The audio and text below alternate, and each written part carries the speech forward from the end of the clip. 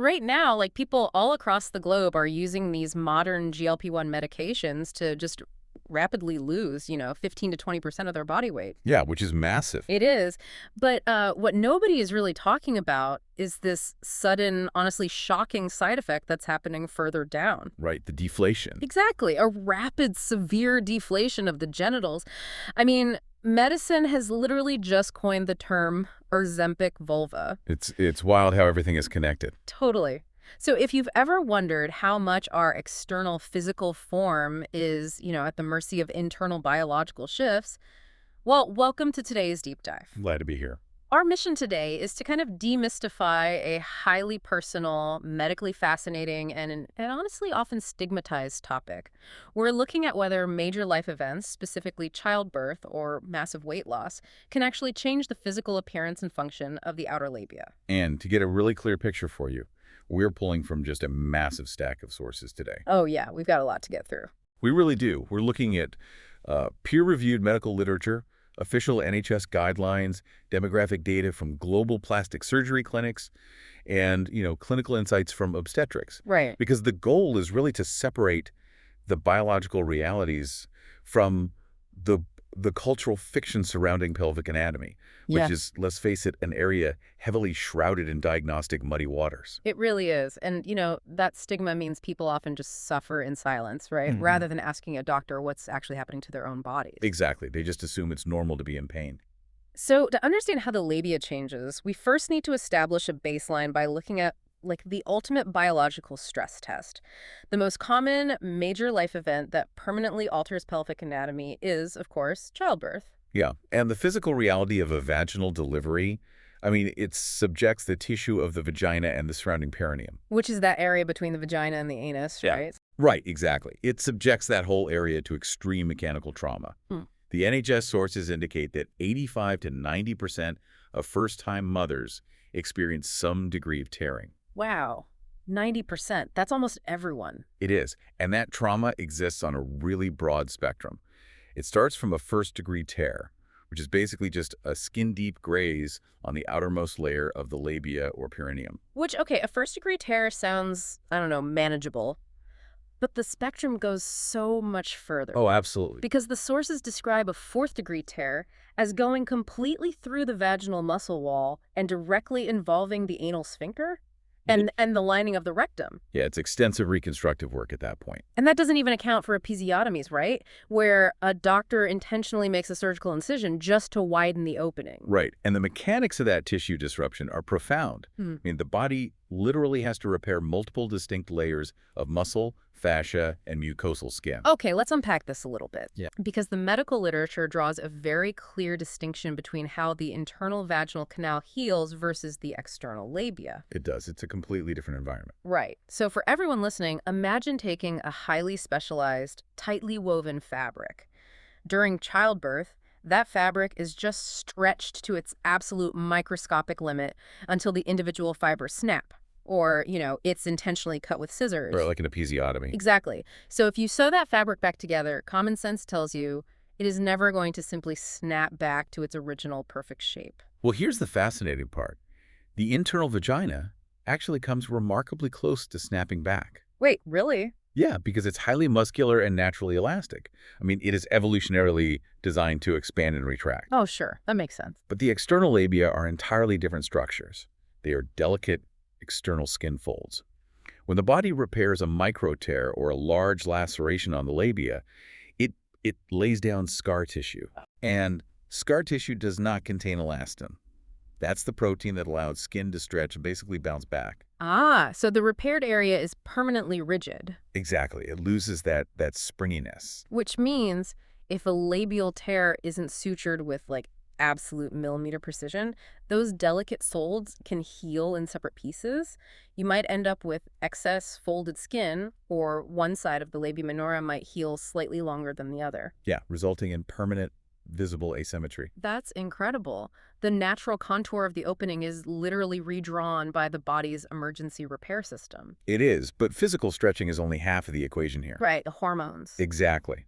There is a massive chemical shift happening simultaneously. During pregnancy, the body just ramps up the production of estrogen and progesterone to sustain the fetus. And estrogen does a lot of heavy lifting there. It does. Estrogen is a powerful vasodilator. It binds to receptors in the blood vessels, causing them to widen, which rapidly increases blood flow to the entire pelvic region. And that massive vascularization actually changes the color of the tissue, right? Yes, exactly. The increased blood volume, combined with those hormonal surges, it stimulates melanocytes. The pigment cells. Right. And this causes the labia to darken in color. It's a biological process called hyperpigmentation. Does it stay that way? Well, for some individuals, the color fades post-pregnancy, but for many, that darker pigmentation just becomes a permanent anatomical feature. Wow. And then the moment the baby is delivered, those estrogen and progesterone levels just plummet. It's a cliff drop, especially if the mother is breastfeeding, because the body suppresses estrogen even further to prioritize prolactin, which is the hormone that produces milk. Right, and that severe drop in estrogen has to have a structural effect too. Oh, a profound one. See, estrogen naturally stimulates the production of hyaluronic acid in the skin. That's what retains moisture and keeps the tissue plump. So without it, The vaginal and labial tissues suffer severe dryness. The cellular matrix actually thins out, leaving the tissue incredibly fragile, almost like wet tissue paper. oh man, that sounds painful, especially if you're recovering from stitches. Oh, it severely compounds the physical discomfort of healing from a tear. Okay, so childbirth alters the landscape through blunt mechanical trauma, tearing, and this wild hormonal roller coaster.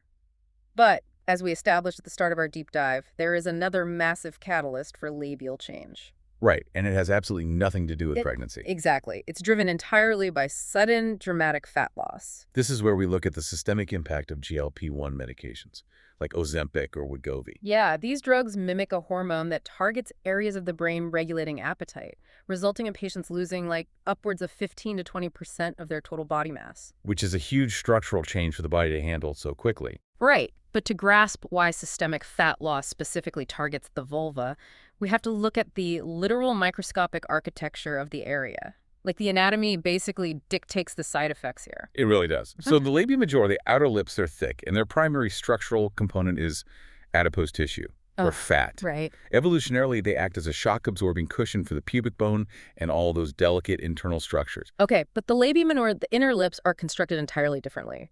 The medical texts use this brilliant analogy, actually, comparing the structure of the inner lips to a piece of plywood. Yes. Built from 3 distinct thin layers compressed together. Exactly. You have an outer epidermis layer, a middle layer made of fibrous connective tissue, and an inner mucosal layer. But wait, I have to stop and push back on this because it feels like a biological contradiction. Okay, what do you mean? Well, if we look at that plywood structure of the inner lips, epidermis, fibrous tissue, mucosa, there are 0 fat cells in that list. Right? No fat. So if the inner lips do not contain any fat whatsoever, why does massive weight loss drastically change how the inner tissue looks and feels? Well, if we connect this to the bigger picture, it's really a matter of structural dependency. Okay. The inner lips don't lose fat because they have none to lose. But the labia majora, that thick outer protective cushion, is heavily reliant on fat stores.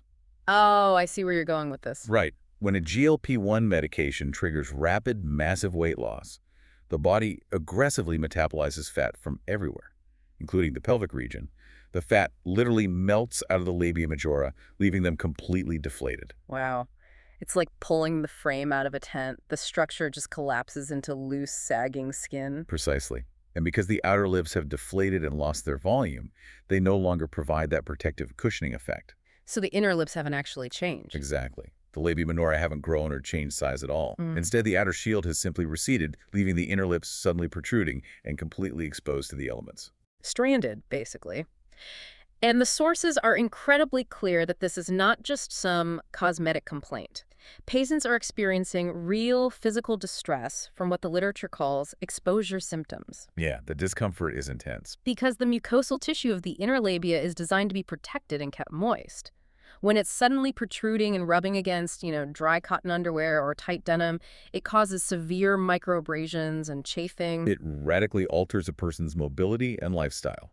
Activities that involve sustained friction, like cycling, horseback riding, or even just running, they become agonizing. I can imagine. And structurally, the deflation of the labia majora removes a physical barrier that naturally protects the urethra from perianal bacteria. Oh, wow. So it's an infection risk, too. Huge risk. Yeah. With that barrier gone, the friction of daily movement can more easily introduce bacteria into the urinary tract, leading to a significantly higher risk of chronic infections. And the clinical notes highlight that this exact mechanism of volume loss happens naturally during menopause anyway. Right, exactly. Yeah. During menopause, the ovaries stop producing high levels of estrogen.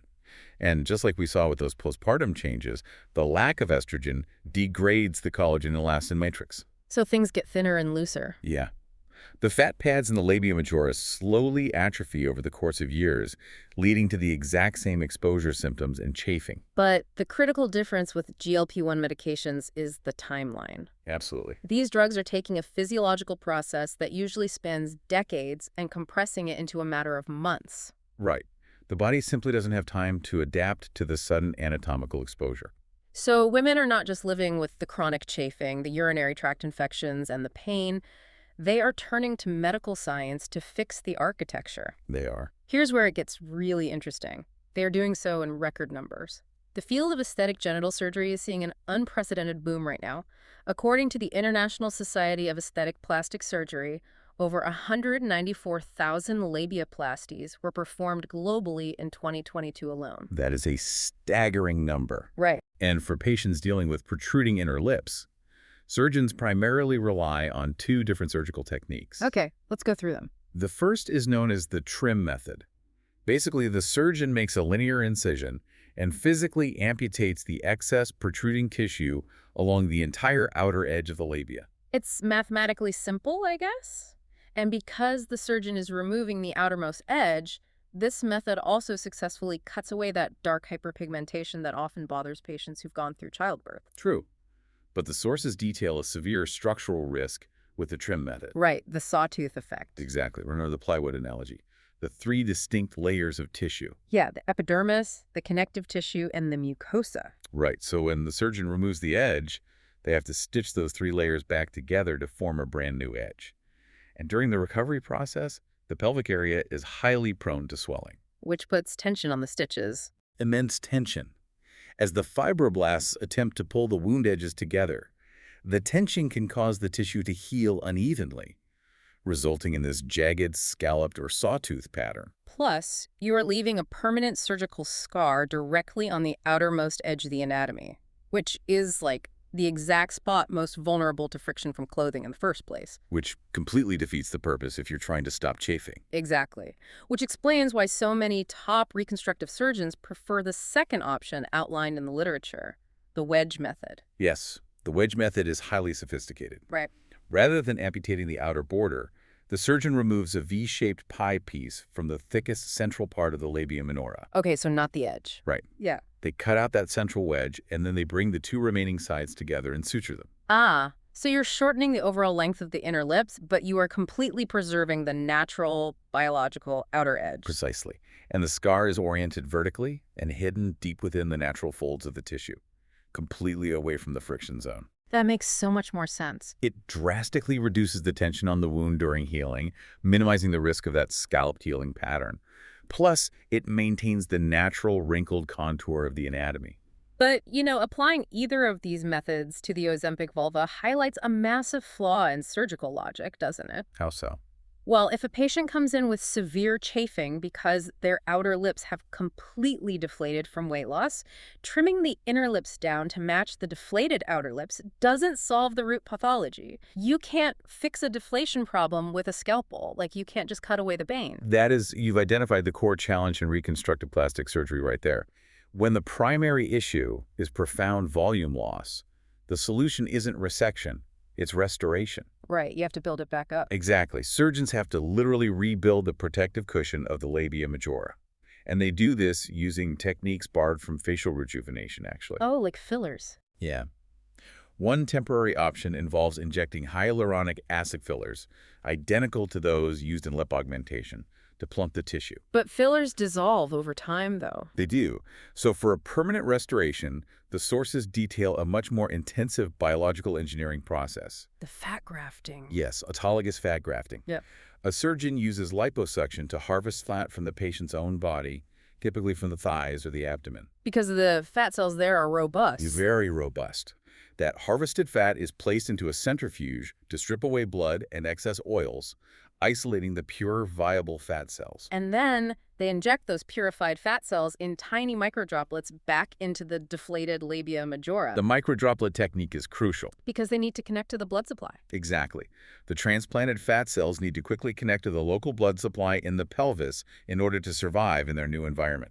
It's just wild to think about. We are literally mining fat from the stomach to reconstruct a physical shield for the genitals. It is a remarkable application of cellular transfer.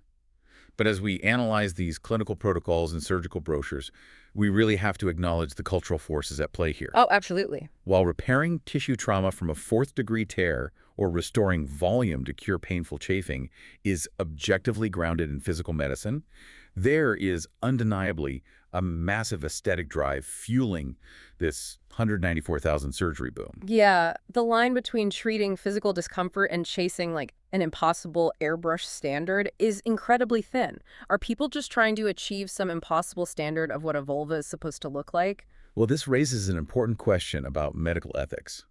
The sources highlight an extreme technique that originated on the U.S. West Coast, pioneered by a Dr. Alan Saad. It's known commercially as the Barbie labiaplasty. I mean, the name itself broadcasts the intended outcome, an artificial plastic ideal. Right. The surgical objective of the Barbie labiaplasty is the near-total aggressive resection of the labia minora. The tissue is cut away so drastically that absolutely nothing protrudes past the outer lips, creating a completely flat, featureless appearance. And within the medical community, this technique is fiercely contested.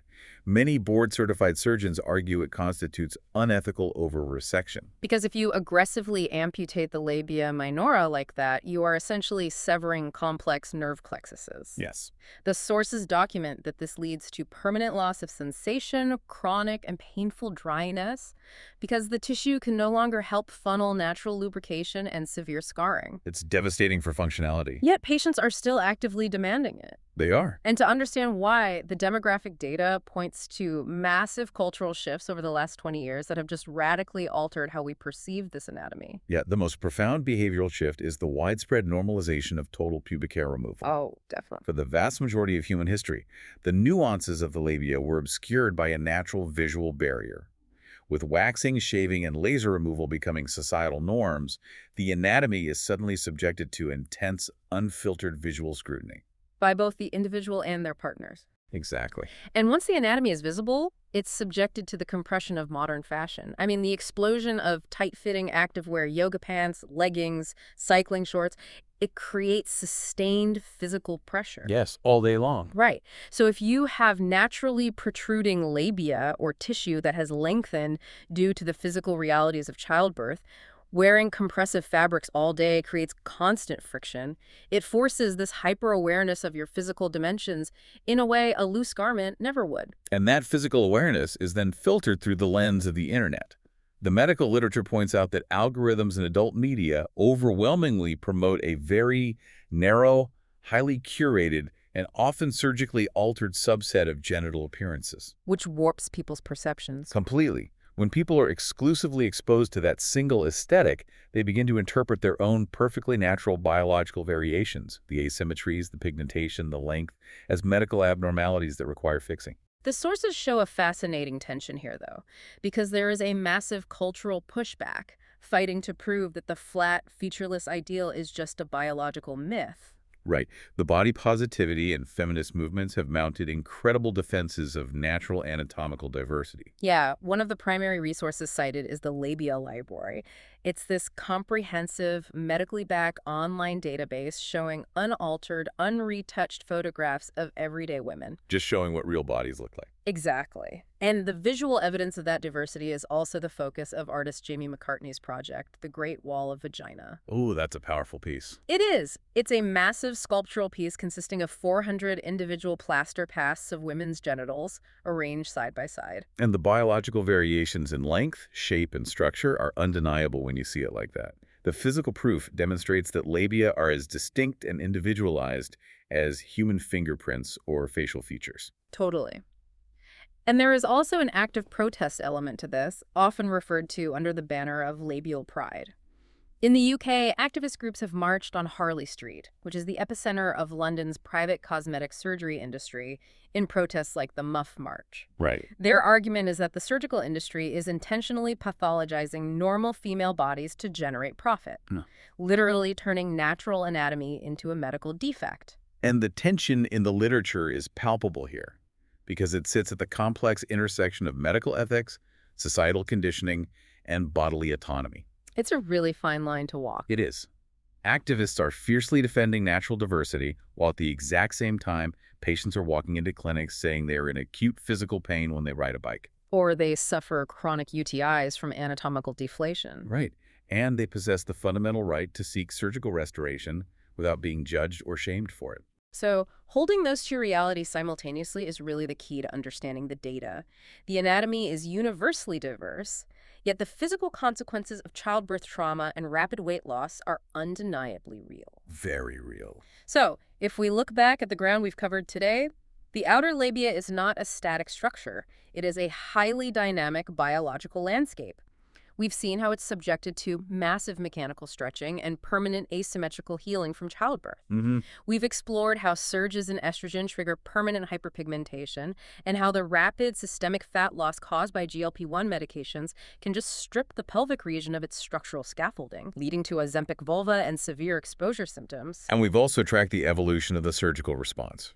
From the high-tension risks of the trim method to the anatomical preservation of the wedge method and the complex biological engineering required to harvest and graft fat cells to rebuild that lost volume. All of this exists inside a pressure cooker of societal expectations regarding what is considered normal. But looking forward, the data leaves us with a fascinating, provocative thought for you to mull over. Right now, medicine relies on scalpels to amputate tissue and liposuction cannulas to mine fat from the abdomen to reinflate the pelvis. True. But the frontier of regenerative medicine is advancing rapidly.